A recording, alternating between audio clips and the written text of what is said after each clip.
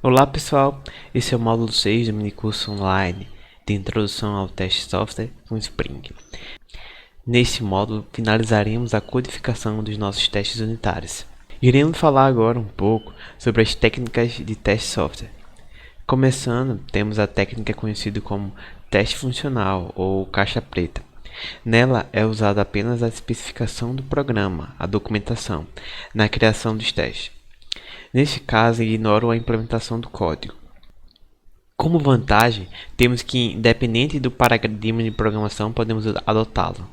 Porém, como desvantagem, a necessidade de haver uma boa especificação, uma boa documentação, que nem sempre é o caso. Além de que pode haver partes cruciais que não são testadas no processo.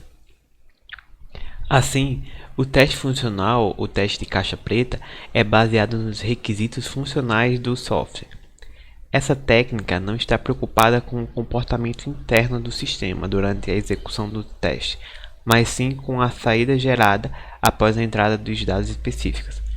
Ele é indicado para detectar erros de interface, de comportamento, desempenho, podendo ser aplicado em todas as fases de teste, de unidade, de integração, de sistema. Uma dificuldade dessa técnica, por questões de tempo e recursos, é testar todas as entradas possíveis.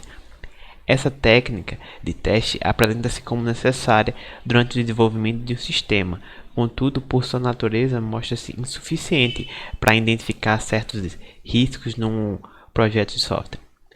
No nosso caso, embora tenhamos o código à nossa disposição, nós também dispomos de certa documentação com o Swagger, apesar de ser limitada. Sobre o teste funcional, faz-se uso da análise de valores limites, Boundary Value Analysis. Ocorre que os casos de teste são projetados para incluir valores nos limites. Se a entrada estiver dentro do valor de limites, é considerado um teste positivo. Se a entrada estiver fora do valor limite, é considerado um teste negativo. O objetivo é selecionar casos de teste para executar os valores do limite. Em outras palavras, é mais provável que um comportamento do teste negativo, fora do intervalo, seja incorreto, bem mais do que um comportamento do teste positivo. Usando a análise de valor limite, tomamos as condições de teste como partições e projetamos os casos de teste, obtendo os valores limite da partição. O limite entre duas partições é o local onde o comportamento do aplicativo varia. As condições de teste em ambos os lados do limite são chamadas de valores limite. Nesse caso, temos que obter os limites válidos das partições válidas e os limites inválidos das partições inválidas. Por exemplo, se quisermos testar um campo que deve aceitar apenas os valores,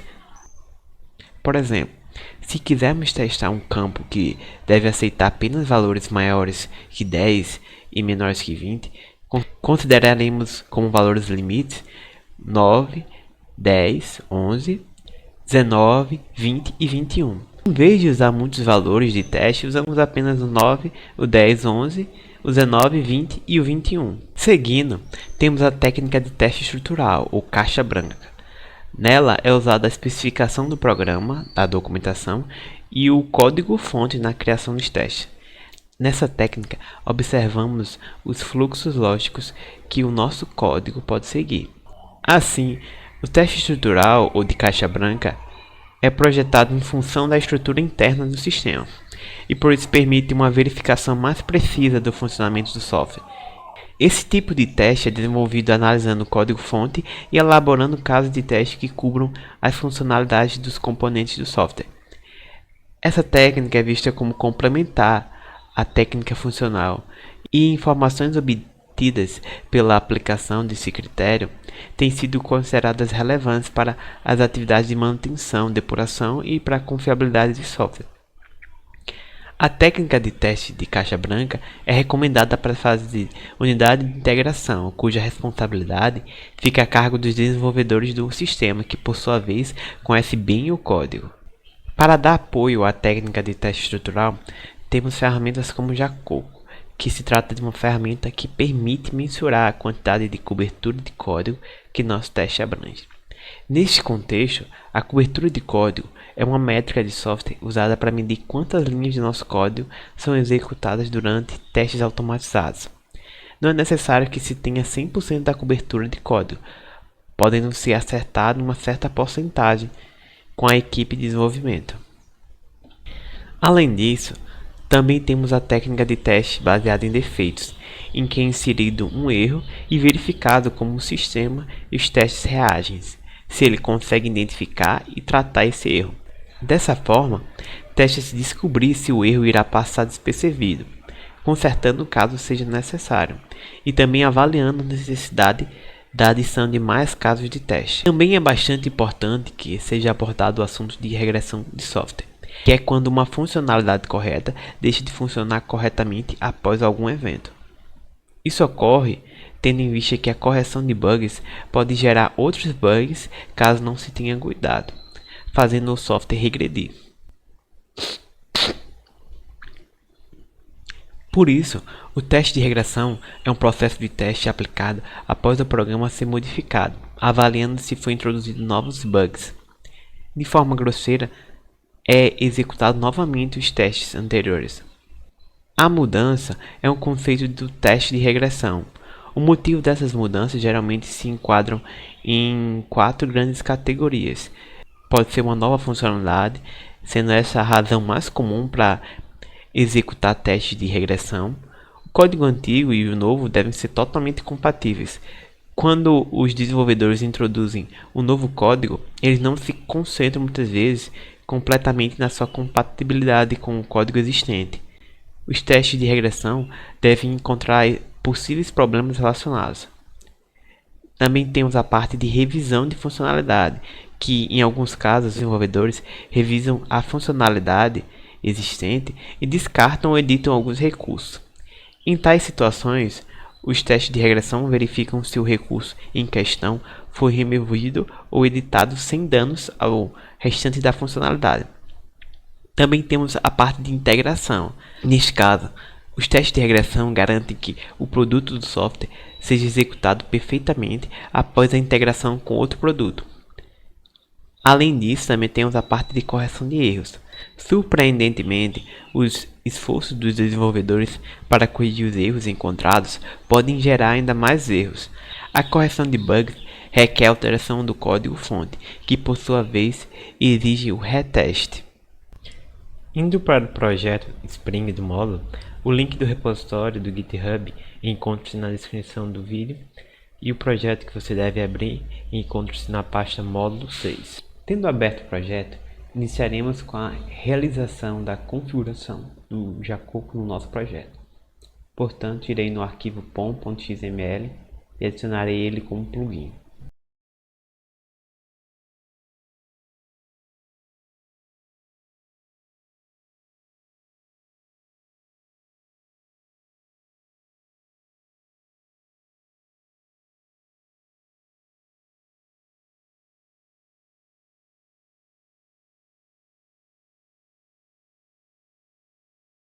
Sendo adicionado o plugin, podemos atentar principalmente à parte relacionada às regras, as rules. Podemos entender como sendo que nosso projeto tem como necessidade que a cobertura do código dos testes seja no mínimo 90%. Caso deseje, pode abrir a documentação do Jacoco em busca de mais opções, apesar de ser suficiente o que temos aqui. Tendo terminado, estaremos atualizando o projeto e executando MVN Clean Install. O artefato do nosso projeto será criado dessa forma durante a execução do MVN Clean Install e também serão realizadas as execuções dos testes e verificados sua cobertura de código. Depois de finalizado o processo, podemos observar que houve um erro relacionado à cobertura de código.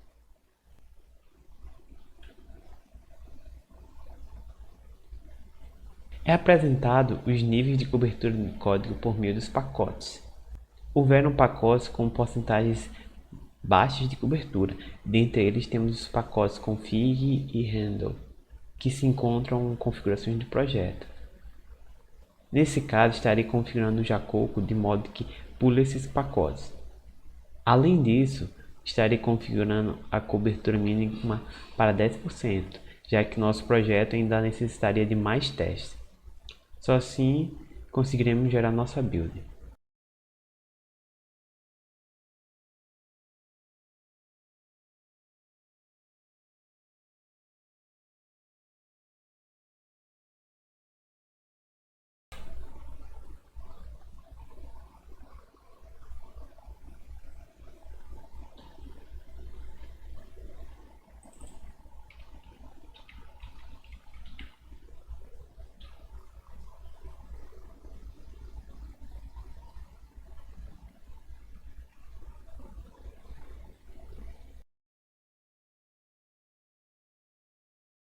Estarei executando novamente, porém com a cobertura novamente com 90%.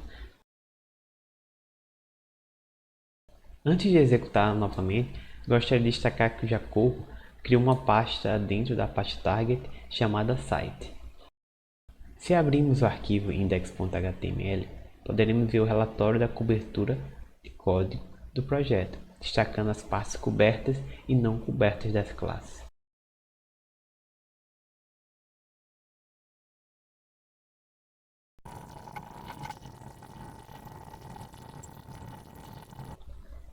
Prosseguindo, criaremos a classe de teste chamada aluno-controller-teste. Como fizemos no módulo anterior, estaremos adicionando um atributo privado do tipo aluno-controller, que estaremos chamando de aluno-controller-set, e um do tipo aluno-service, que estaremos chamando de aluno-service-mock. Também adicionaremos as anotações inject_mock e @mock nos atributos aluno-controller-sud e aluno-service-mock, respectivamente, bem como a anotação extend_with Xspring_extension.class sobre a nossa classe de teste.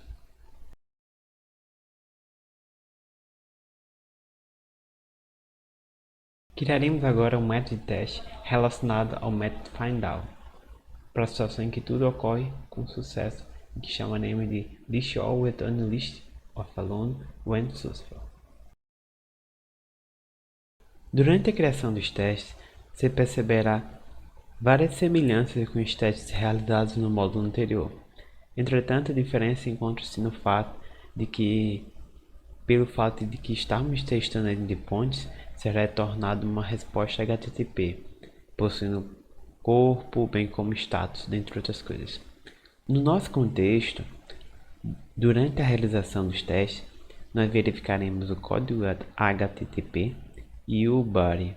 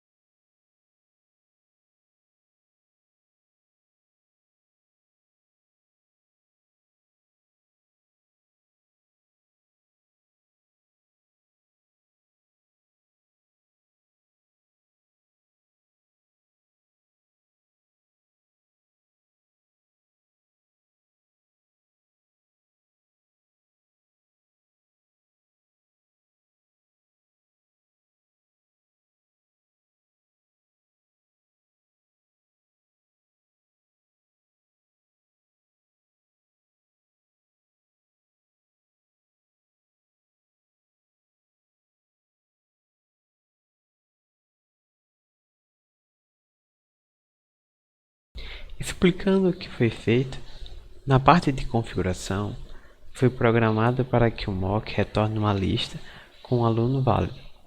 Na parte de execução, houve-se uma chamada do método findAll do controller, de modo que foi retornado uma resposta HTTP já citado e foi verificado o status code dela, verificado se foi um OK.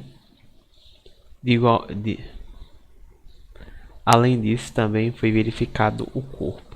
As verificações do corpo foram semelhantes às verificações já implementadas em service, tendo visto que não houve muita mudança. Também criaremos o método findAll return empty list when there is not alone, para situações em que não há aluno cadastrado. Na parte de configuração, teremos que programar nosso mock para que retorne uma lista de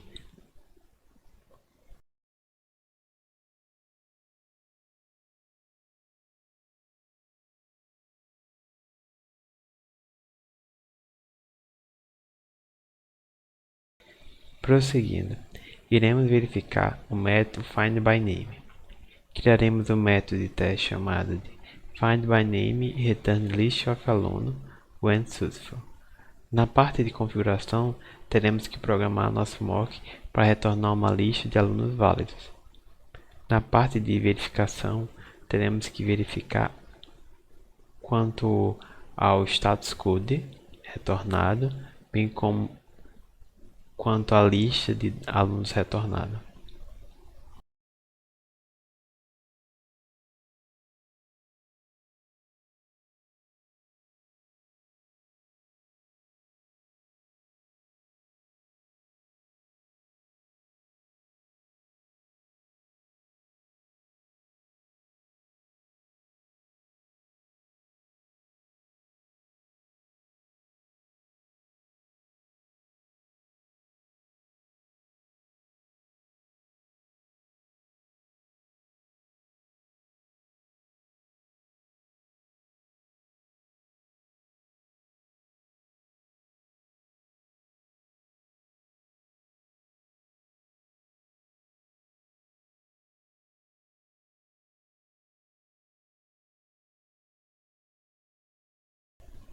Concluímos a verificação do método findByName.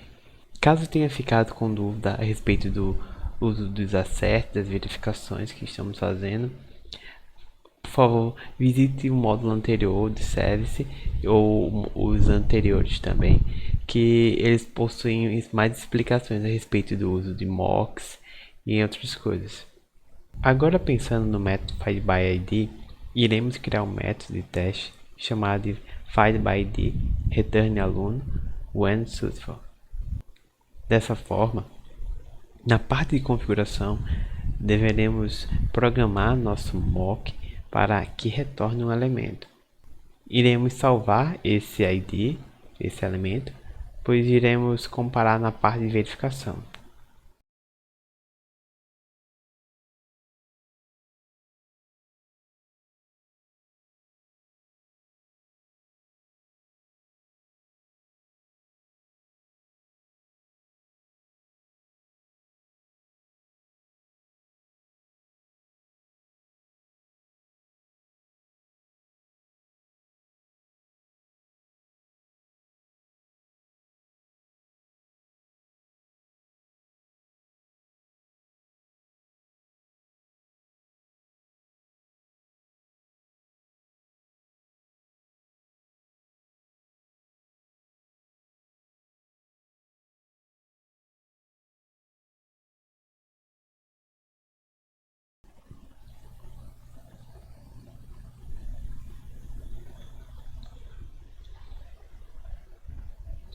Iremos verificar também quando o método findById lança alguma exceção para a situação em que o aluno com o ID buscado não existe.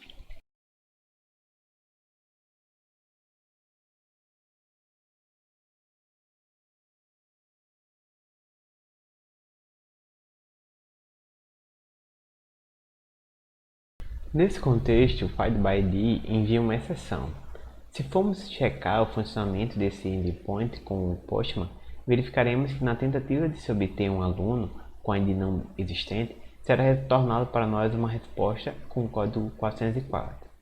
Isso ocorre pois quando é lançada uma exceção do tipo ResourceNotFindException, há uma classe chamada HashExceptionHandle que captura esse erro e retorna o código de resposta 404. Continuando, estaremos criando um método de teste do save, que iremos chamar de SaveCreateAluno when successful. Para a situação em que tudo ocorre corretamente, precisaremos programar nosso mock para que retorne um aluno salvo.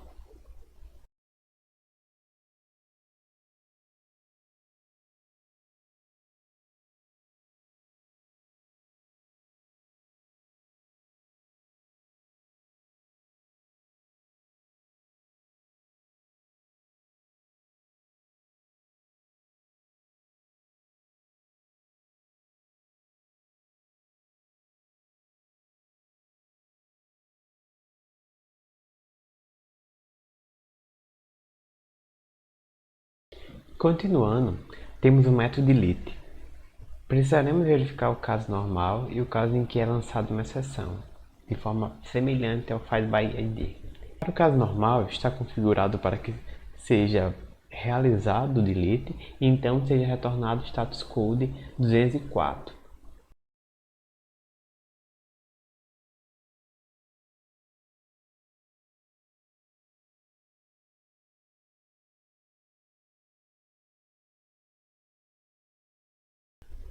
Também podemos verificar o caso em que é lançada uma exceção no método delete por meio do método teste delete throws result not found exception when alum does not exist, similar ao find by id. Nesse caso, também é retornado 404 como resposta.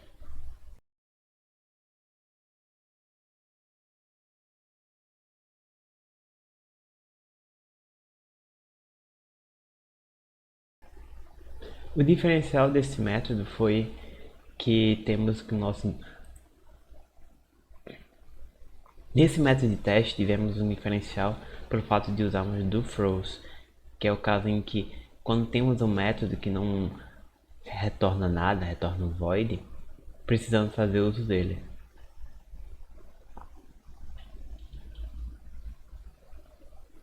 Por fim,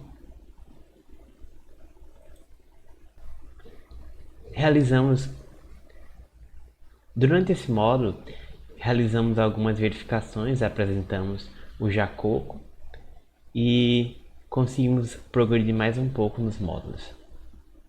Com isso, finalizamos os testes unitários e até o próximo módulo.